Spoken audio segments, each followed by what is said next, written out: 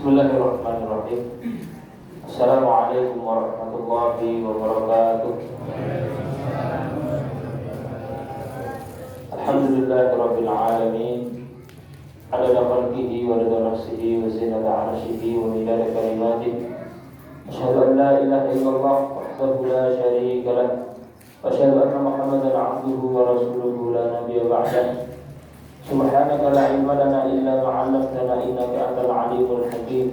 Allahumma anfa'na bima 'allamtana wa 'allimna ma yanfa'una ya rabbal alamin. Allahumma faqihna fid-din wa 'allimna at-ta'wil. Allahumma amin. Jamaah rahimani wa rahimakumullah. Yang pertama mari kita bersyukur kepada Allah Subhanahu wa taala.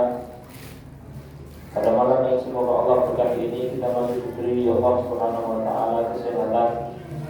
Kita masih diberi Allah Subhanahu wa taala kenikmatan berupa iman, berupa Islam, sehat, sempat, sehingga dapat kita gunakan untuk lebih mendekat bertolakul ilmi di dalam Islam ini. Salawat serta salam kepada Nabi Muhammad sallallahu alaihi wasallam, di mana beliau adalah nabi yang kita tunggu syafaatnya kelak di yaumul qiyamah.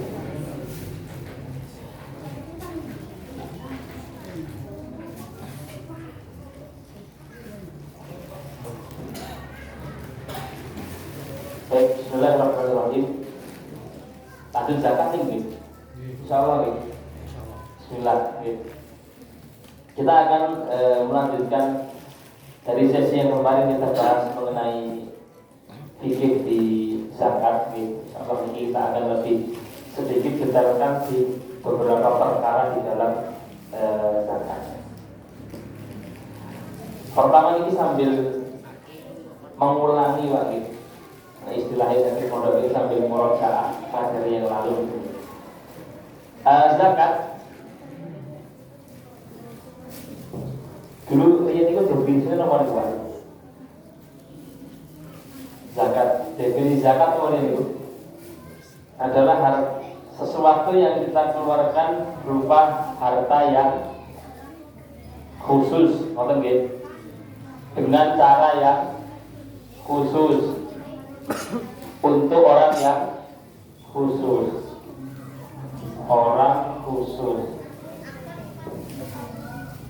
Kita baru bahas satu pembahasan di harta yang khusus. Saya akan mengalih ke beberapa masalah, tapi kita perlu ulangi sedikit masalah yang kemarin dan kita akan sebutkan beberapa detail dalilnya.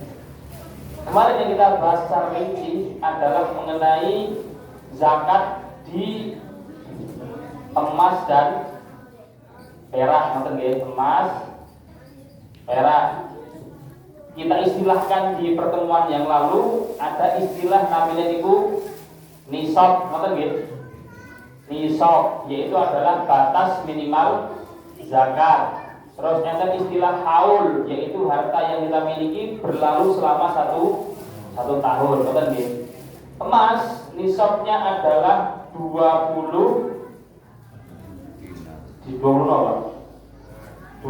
dinar, 20 dinar. Perak nisab itu 200 dirham.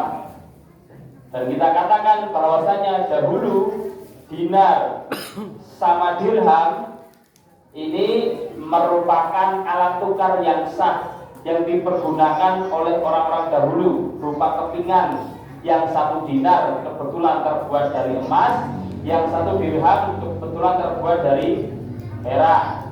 Kita sampaikan dahulu orang-orang Romawi menggunakan dinar, orang-orang Persia menggunakan dirham. Ini digramkan kurang lebih 85 gram. Terus yang dinar, yang dirham kalau digramkan 595 gram. Apakah dirham sama dinar ini bisa dianalogikan, dikiaskan, dipindahkan ke yang namanya rupiah? Tadi kira Pak, uang kertas kita bilang, kita sampaikan bisa. bahwasanya alat tukar kita bukan lagi dinar sama dirham, tapi adalah di kita niki rupiah. Ngoten nggih. Sebagai bentuk pengkiasan, penganalogian dari dinar sama dirham. Zaman dahulu Pak, sampai merosot yang namanya uang dinar, itu bandingannya selalu 1/10. Maksudnya adalah 20 dinar niki secara nilai sami dengan 200 dirham. 20 dinar itu sama dengan 200 dirham. Artinya kalau seandainya itu 1 dinar itu sama dengan 10 dirham. 1 dinar riyen ikutin zaman Rasulullah angsal setunggal kambing, 10 dirham juga dapat 1 kambing. Jadi sudah diatur sama Nabi secara nilai ini sama, nisabnya 20 dinar itu secara nilai sama dengan 200 dirham. Sekarang kalau kita samakan, kira-kira nilainya apakah sama antara 80 gram emas kali 595 gram perak? Saya betul Pak. Apakah nilainya sama? Boten. Apakah sama nilainya? Tidak sama. Yaitu ini secara historik ya, di enten niku namanya adalah Daulah Fatimiyah dari Mesir niku. Ketika itu mereka masih pengen uang dirham ini lebih unggul dan lebih dipergunakan oleh orang-orang, sehingga mereka mencetak perak dengan masif, sehingga sampai pemakainya melampaui batas, malah menjadikan nilai perak ini anjlok turun. Nah kita rupiahkan ini 80 gram ini emas hari ini saat ini kalau cek uang itu 1.200.000 gitu. Kurang lebih ini pokoknya 85 gram ini 108 juta. Sedangkan 559 gram itu hanya sekitar 9,8 juta, katakan 10 teman-teman. Secara nilai sama betul gitu. Apakah nilainya sama nih? Beda nih, beda nih. Sekarang rupiah kita, yang kita katakan ada zakat, kita sepakat ini, apakah ada zakat di mata uang kita? Ada. Di rupiah ini ada zakatnya. Zakatnya melu emas atau perak? Emas atau perak gitu? Emas gitu. Kita uraikan sebentar nih. Kita uraikan. Di sini ulama berbeda pendapat. Ada yang mengatakan ngikut yang lebih rendah, yaitu adalah perak. Sehingga nek kita punya uang 10 juta itu ada zakat, dan ini diambil oleh Lajnah Daimah di Saudi sana, bahwasanya yang diikuti adalah yang lebih rendah dari keduanya, yaitu adalah 10 juta ini. Ngerti? Kemudian ulama lain mengatakan enggak, dikiaskannya ke emas. Kalau saya ditanya dikiaskan ke yang mana, rupiah ini, emas atau perak, saya akan jawab dikiaskannya ke emas. Dalilnya apa? Dalilnya hadis Mu'ad.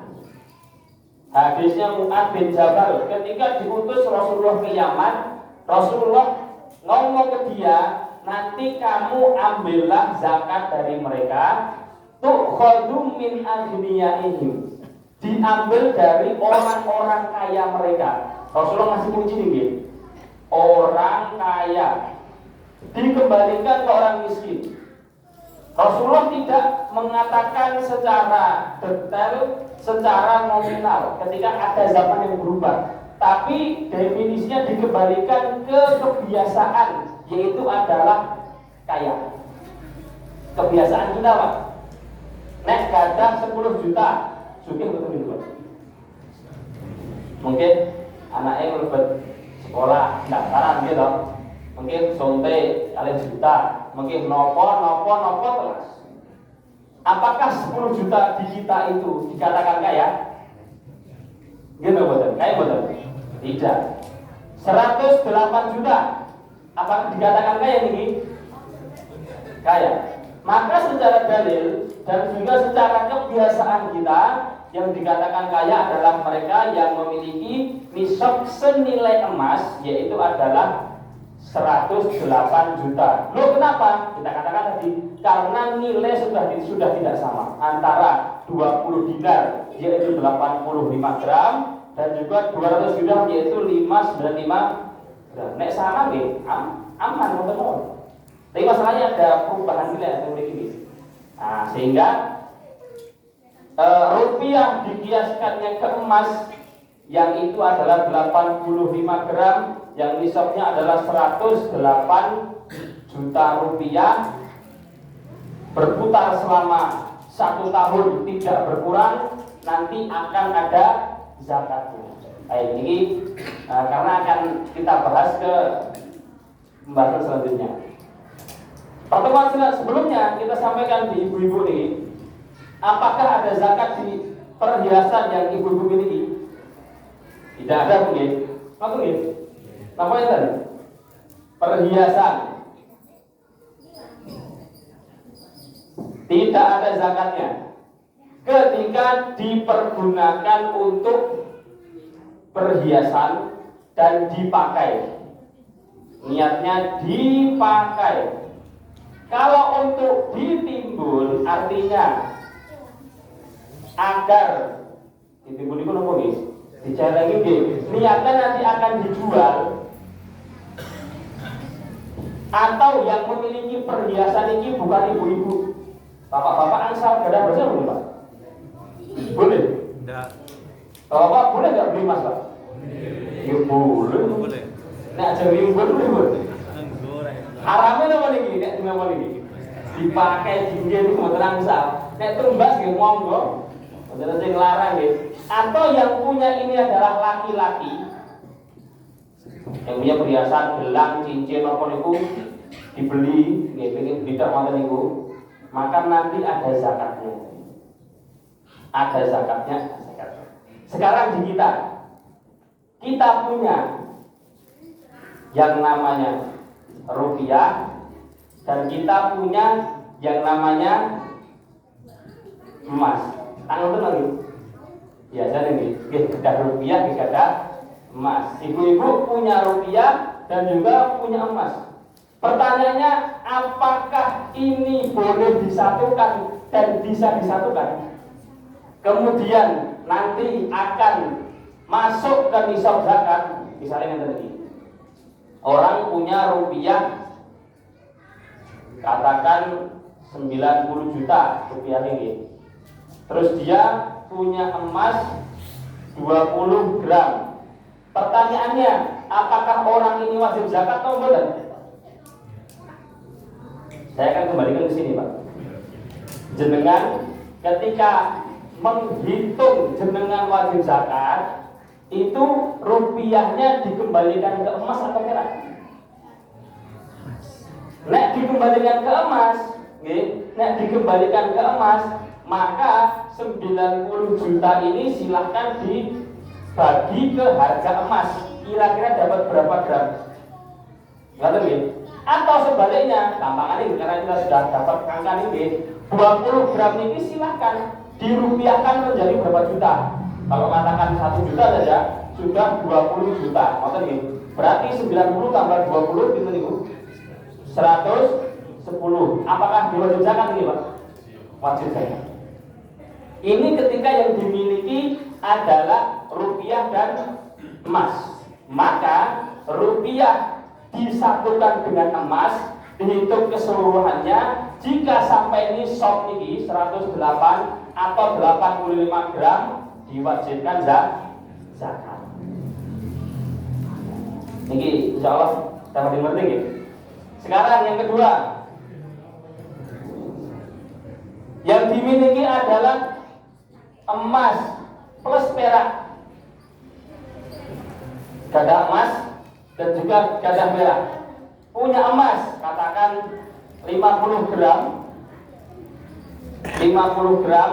Terus kemudian punya perak, gramnya katakan 300 gram. Apakah emas dan perak ini saged digabungkan jadi satu, kemudian dihitung dan dikatakan diwujud zakat atau tidak bisa? Ulama mengatakan tidak bisa. Emas niki piyambak, perak nggih piyambak. Sebagaimana nanti pertanian gandum niku beda kali kurma. Misalnya ini, saya punya kurma sekian, punya gandum sekian. Apakah kurma sama gandum disatukan kilonya? Terus kemudian, sudah sampai nisab? Enggak, kurma sendiri, gandum sendiri. Ketika tidak sampai nisabnya, maka tidak wajib zakat. Ini aman ini, saya ulang ini. Setelahnya masih rincian, sebelum kita masuk ke zakat perniagaan ini. Harta keluarga atau suami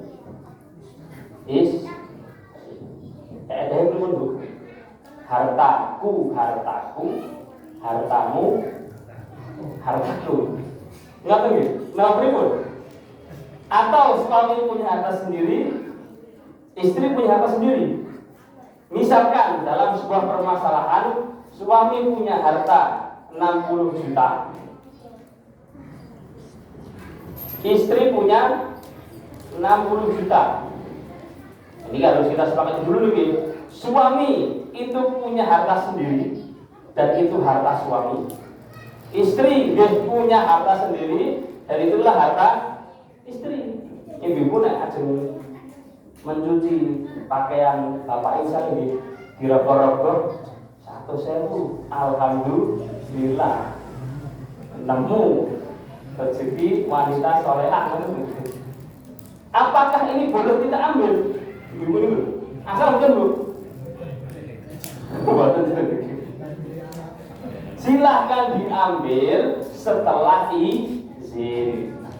Artinya tidak boleh. Harta suami milik suami, harta istri milik istri. Kecuali suami sudah mengikrarkan bil, pokoknya bilku kowe kabeh. Gajian aku terima wis bagi milikmu semua. Ini ada konsepnya loh Pak, seperti ini. Maka nanti Bapak tidak punya harta apa-apa pun. Tidak punya. Ketika sudah diakadkan seperti itu. Tapi ketika dapat gaji katakan 10 juta, ini buat kamu setengah. Niki akad yang dianggap di Islam berarti 5 juta menjadi hak milik istri secara sah dan halal, 5 juta milik suami. Berarti suami punya harta sendiri, istri punya harta sendiri, sampai anak-anak kita nggak ada harta sendiri nih Pak. Apakah anak seperti ini sudah bisa memiliki harta?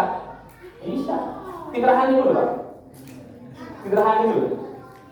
Kasih keluarganya. Sing nampak sini Bu. Oke. Kenapa nih Bu? Tumbas gas, tumbas beras. Bapak, buat tumbas bensin ya.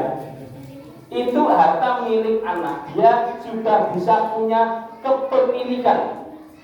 Anak sudah bisa punya kepemilikan. Ngapain guys?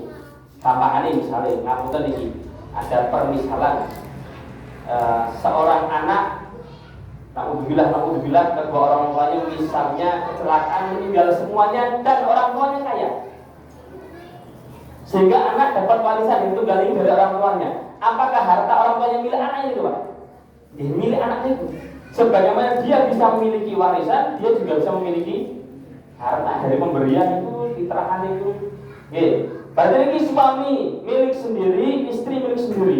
Apakah ketika setiap orang rekening 60 nanti digabungkan jadi 120 sehingga wajib zakat? Gabungin apa? Tidak. Apa gabungin mohon? Tidak.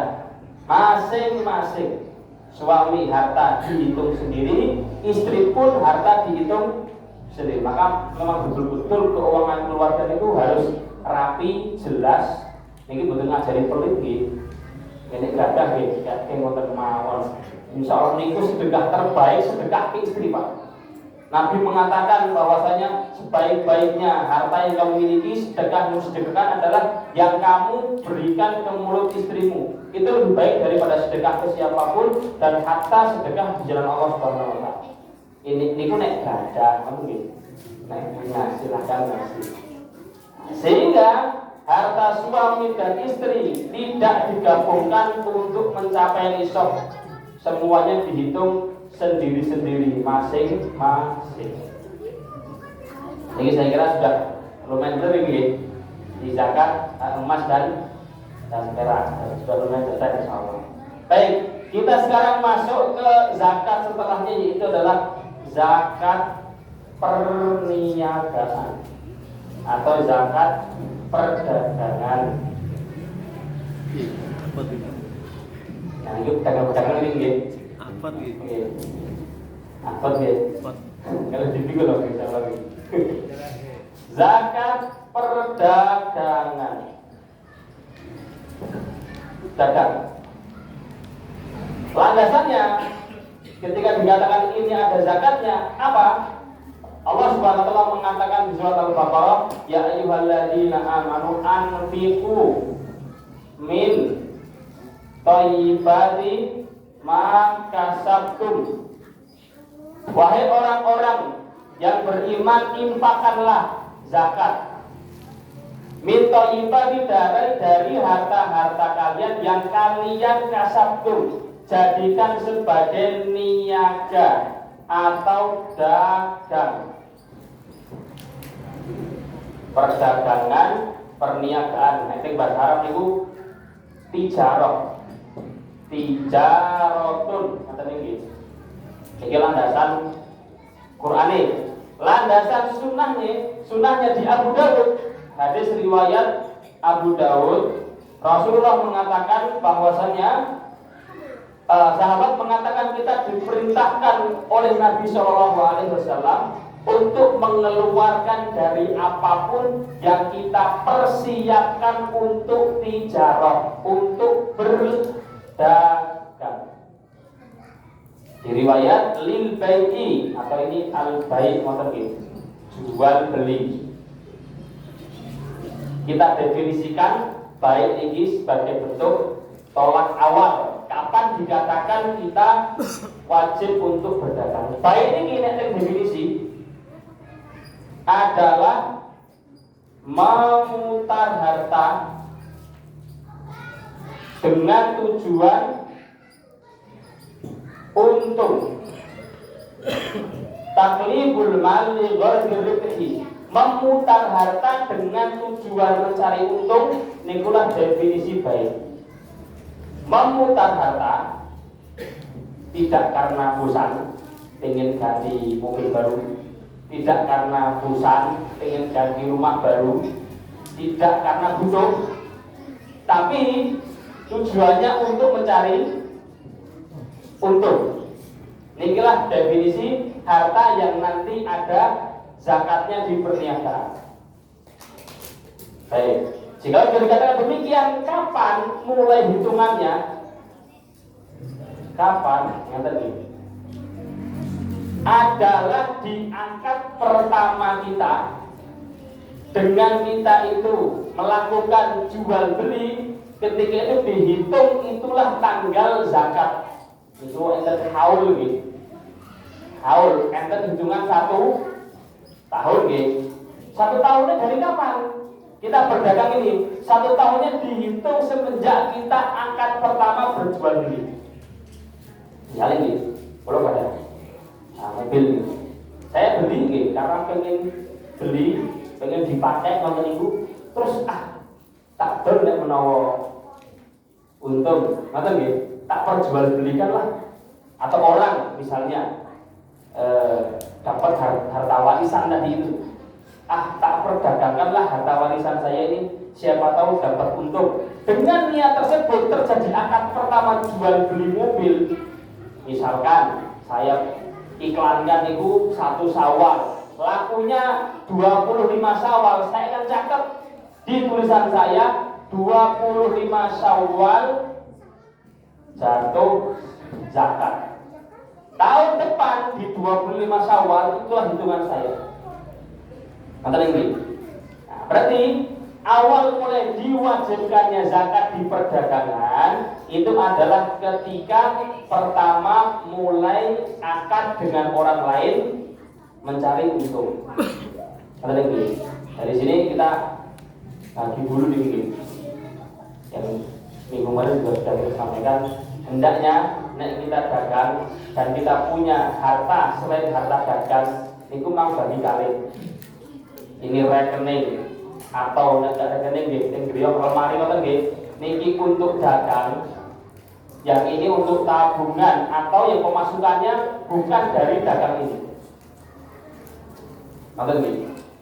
Di zakat dagang setelahnya secara global ini, di zakat dagang itu hitungan 85 gram tadi, yaitu adalah 108 juta ribu.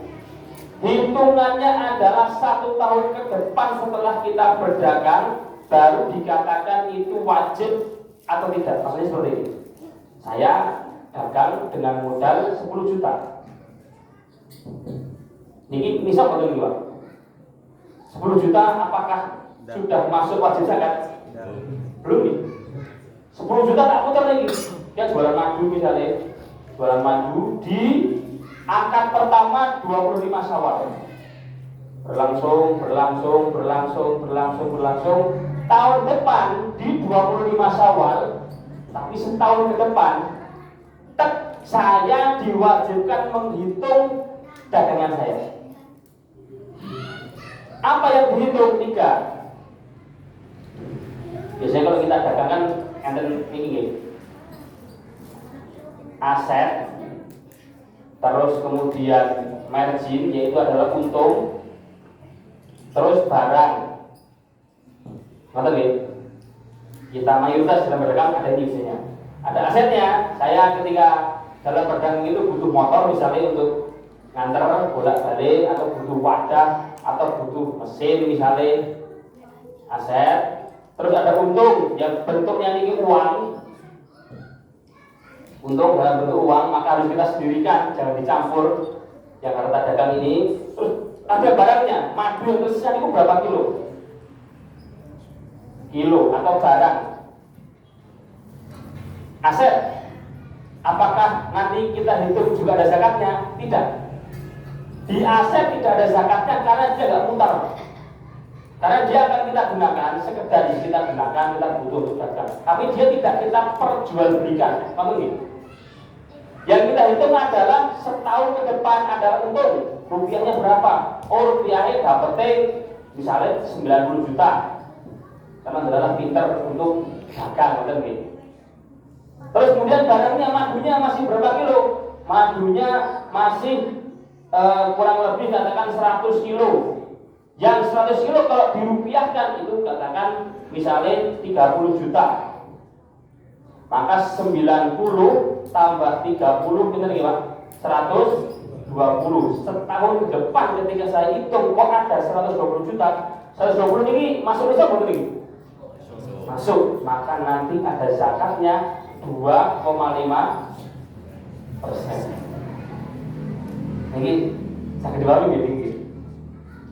Kalau setahun ke depan saya hitung perdagangan saya, kok untungnya cuma misalkan 30 juta, terus barangnya tinggal 5 kilo misalnya, kalau digunakan hanya 45 juta. Ingat Pak, konsep pertama zakat, Allah tidak zalim kepada yang mengeluarkan zakat, juga tidak zalim terhadap yang menerima zakat. Nek cuma punya uang 40 juta, apakah dia kaya nih? Wah, ini pikir dagangnya mungut gitu. Masa sama Islam juga disuruh keluarkan zakatmu? Kira-kira adil betul itu? Tidak adil. Maka sudah tidak ada zakatnya. Selesai. Jadi hitungan zakat itu adalah setahun ke depan, mulai dari akad pertama kita, ketika kita hidup bersih kok itu melebihi yang namanya nisab, maka itu sudah dikatakan wajib zakat. Ini kalau seandainya kita dagangnya berupa barang, enten barang yang kita perjualbelikan. Itu kok apa Pak? Napa sakit banget nggih insyaallah nggih. Bisa nggih? Sekarang kalau seandainya kita jual jasa. Saya punya uang banyak. Saya belikan mobil niku. Saya dagangnya jasa rental. Tidak itu zakatnya niku. Apakah di rental mobil ada zakatnya? Rental mobil itu perdagangan betul itu. Dagang, tapi dagangnya apa itu? Jasa. Niki lah apa jenenge? Orang gak ada pesawat 7 misalnya. Terus dia jasa tiket pesawat, naik pesawat saya bayarnya 1 tiket 1 juta misalnya. Apakah nanti yang dihitung zakatnya itu di pesawatnya? Pesawat, maksudnya yang dulu Pak, aset, untung atau barang? Aset. Oke. Di jasa ini yang dihitung murni hanya untung yang berupa uang. Saya buka jasa mobil rental, maka dari akad pertama saya akan tulis di tanggal berapa. Setahun ke depan untungnya saya akan hitung. Kalau lebih dari 108 juta, maka wajib zakat. Dari mobilnya kata kok. Dari mobilnya kata kok. Masa gak ada zakatnya? Kan biasanya kan nanti. Baik. Semua barang ini kaidah ini. Semua barang yang kita beli, kita miliki dengan tujuan digunakan, tidak ada zakatnya. Kita Pak punya rumah begini betul Pak. Wah, 500 juta ya, Masya Allah. Plus tanahnya itu lebih murah. Wah, apakah ada zakat nih? Tanah ini betul pajak nih, zakat ini. Tanah plus bangunan, apakah ada zakatnya? Warnanya ada deh, Masya Allah, kecil itu Pak. Tidak ada zakatnya karena memang kita beli, kita pergunakan untuk kita tinggali, kita miliki. Jangan rumah misalnya, orang memang di rumahnya butuh, dia seneng untuk beli lukisan, harganya 1 M misalnya gitu. Lukisan yang niku larang-larang itu. Lukisannya itu zakatnya betul gitu. Buatnya nenten. Karena memang dia beli untuk dipajang, kecuali dia beli nanti niatnya dijual belikan. Masuk ke perhitungan zakat perniagaan. Tapi kalau seandainya rumah kita, bahkan kita punya mobil 7 misalnya, Senin niki, Selasa niki, gonta ganti begitu itu. Apakah di mobil kita ini ada zakatnya? Ketika memang kita beli untuk kita pakai, tidak ada zakatnya. Kita di rumah punya apa namanya itu gelas, sing api-api niku nggih, sing mahal itu tidak dihitung zakat.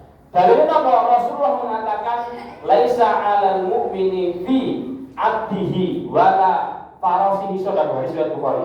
Seorang mukmin tidak wajib zakat di kudanya. Kan dulu sahabat naik kuda Bang. Kuda itu kan regine kan Masya Allah ya, kuda perang itu gitu. Itu kan harganya mahal juga. Kata Nabi tidak ada zakatnya. Wala 'abdihi, dan juga di budaknya tidak ada zakatnya. Dulu kan orang punya budak sampai 50, 60, nek sak budak harganya 1 juta. Pun pinter itu. Nek dia memang beli untuk dipakai karena suruh bekerja, tidak ada zakat. Tapi nek dia beli untuk dia perjualbelikan lagi, beli budak untuk diperjualbelikan. Dia punya kuda, memang orang Sumbawa ternak kuda itu, maka di kudanya nanti ada zakatnya, masuk di zakatnya perdagangan. Jadi di aset perdagangan yang itu sifatnya adalah jasa, kayak rental niku wau, di barang-barangnya tidak ada zakatnya. Tapi di untungnya murni niku ada zakat. Sekarang kita harus terlanjur buat ngertos ngeten iki. Wis dagang puluhan tahun misalnya nggih. Terus pripun niku manghitung sedaya niku untunge pinten? Nggih ta? Terus kemudian yang ada harganya itu berapa? Kalau seandainya mencapai lebih dari 108 juta, 85 gram, silahkan keluarkan dari sini 2,5%. Nah 100 juta pinten iki Pak? 2,5%. 2,5 wis witin niku nggih. Nggih 2,5 juta. Nah, kalau seandainya sudah berangsur-angsur lama seperti itu, kita belum pernah mengeluarkan zakat sekalipun, silakan dihitung keluarkan 2,5 juta untuk dikeluarkan zakat dari perdagangan tersebut. Nah ini untuk zakat perdagangan perniagaan. Kira-kira ada yang ditanyakan begini di perdagangan ini? Insya Allah jelas ya di perdagangan ini. Masuk ke zakat setelahnya, ini lebih mudah. Zakat untuk pertanian kita undur pertemuan dengan ini. Zakat di yang namanya adalah zakat harta karun, namanya bahasa Arabnya rikas nih. Rikas atau harta temuan. Karun ngoten nggih. Niki enten zakat nggih. Dan biasanya niku pendalaman nggih, macul. Pas diangkat enten niku Pak. Enten kotak emas ngoten nggih. Kalau betul-betul itu didapatkan seperti para orang-orang mencari itu, dapat kotak terus isinya ada emas, ada harta.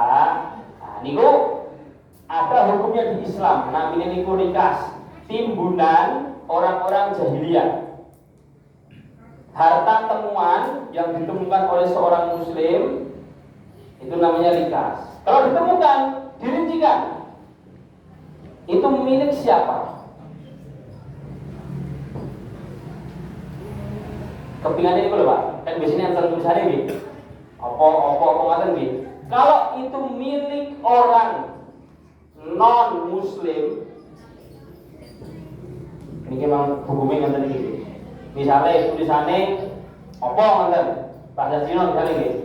Atau apa seperti itu, yang itu kita 100% yakin itu bukan milik orang Islam. Maka berapapun kita temukan emas misalnya 5 kilo ngaten nggih. Langsung dikeluarkan seketika itu juga. Dari 5 kilo itu 1/5. Ini 5 kilo membagi 5 langsung keluarkan hartanya. Itu kalau tadi emas itu, harta temuan itu milik orang non muslim. Kalau ada tulisannya Islam di situ, dinar Islami bisa dikontrol. Dinar Islami atau milik kerajaan Islam atau milik ada tulisannya milik Pak Sinten, ngoten nggih. Mas batangan itu nggih, jenengan namine niku. Jika seperti itu, maka jatuhnya bukan barang temuan, niku istilahnya namanya luqathah. Luqathah niku datang Islam namanya barang temuan. Dengan melampah nonton nemu pensil misalnya gitu. Asal di pendetik jalan keluar sini mungkin nemu bakwan misalnya gitu. Di mana masalah betul Pak? Boleh. Barang temuan yang sepele-sepele kita boleh langsung ambil, boleh langsung gunakan, boleh langsung makan karena sepele gitu, bakwan gitu. Riyen kurma niku kurma tunggal jatuh di jalan seperti itu dimakan boleh, dimakan langsung betul. Tapi yang kita temukan itu kok banyak. Satu tas nonton atau nih sekian puluh juta nonton ibu. Nah, itu harus kita umumkan terlebih dahulu selama 1 tahun. Misalnya Pak, mangumum kene niku teng pundi? Teng mriki papan iki ditemukan, apa teng tempatnya ditemukan. Tulisan itu pun gampang nggih. yang status mawon ini ditemukan tas ngeten iki teng grup Sukoharjo ora pundi ngoten niku selama 1 tahun. Seminggu pertama setiap hari. Seminggu kedua 3 hari sekali. Seminggu ketiga 5 hari sekali. Maka seminggu sepindah, sebulan sepindah sampai setahun. Kok mboten enten sing goleki boleh dipergunakan. Kalau sudah dipergunakan kok dilalah enten sing marani. Pripun niku? Di Islam harus dikembalikan. Sampai niku mau bakwan setengah niku lho sing ditemui ning jalan. Enten bakwan niku to jatuh dengan pundut dengan makmum. Ini kan bawaan kan barang sepele gitu. Barang ini sendiri bawaan pundi. Barang ini secara kewajiban hak adami itu kita harus mengembalikan bakwan setengah anak bakwan itu galas begini 1000 setengahnya gitu 500. Jadi kalau kita temukan yang namanya rikas barang temuan ini, maka hitungnya demikian. Kita temukan punya non muslim, maka itu masuk ke rikas langsung dikeluarkan zakatnya 1/5. Kalau itu bukan milik, kalau itu milik orang Islam, maka itu jatuhnya kalau potong diumumkan selama setahun. Kok harus bahas seperti ini kenapa? Karena Rasulullah belum menjelaskan. Di bab zakat Rasulullah mengatakan wafir rikazil humus, di rikas itu ada jatahnya 1/5. Ini saya kira insya Allah di bagian tersengan nggak ada yang menemukan insya Allah ini.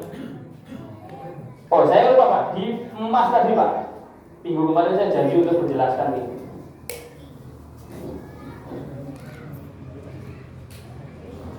Ibu-ibu punya emas dengan niat untuk berdagang, atau bapak-bapak punya emas yang karatnya bukan 24 karat, yang kita katakan ada 18 atau kita 22 atau gitu. Hitungannya itu pun ini, apakah sama dengan 24 karat? Enggak sama hitungannya. Harus dikonversikan ke 24 karat dulu. Perhiasan itu biasanya yang terlebih, tak perlu ditimbang. Ketika ditimbang, timbangannya keluar misalnya 30 gram, tapi karatnya itu Pak 22. Maka bagaimana menghitungnya? Hitungnya kan 22 bagi 24 kali 30 gram. Itu nih. Kalau bentuk matematika ini. Pokoknya dihitung seperti ini. Makanya 18 karat, okay.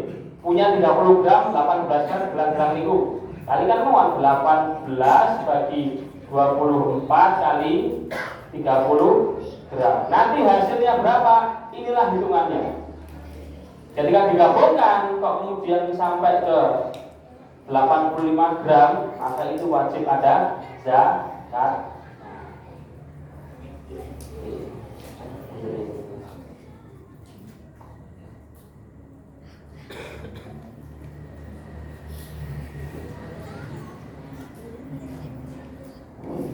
Ini zakat perdagangan sudah lumayan rinci, zakat rikas sudah lumayan rinci. Langsung masuk ke situ Pak. Pertanian ini.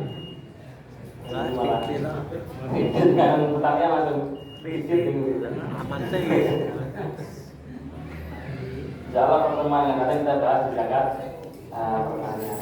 Ini untuk menguatkan kita, bahwasanya kita berusaha mencari ilmu seperti ini, memahami hukum secara Islam, yaitu tujuannya semoga kita mudahkan untuk mengamalkan secara Islam. Insya Allah, kaidahnya yang tadi Pak, semua yang diperintahkan Allah itu pasti ada maslahat, pasti nih.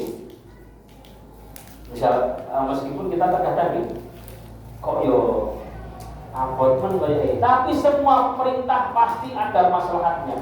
Dan semua larangan pasti ada mafsadatnya. Mesti nih. Meskipun di mata kita belum, tidak mungkin. Di dalam itu mesti apa? Mesti ada madorotnya. Perintah pasti ada maslahatnya baik untuk kita di dunia sekarang atau nanti, terlebih nanti kemudian di akhirat. Demikian, wallahu taala a'lam. Assalamualaikum warahmatullahi wabarakatuh.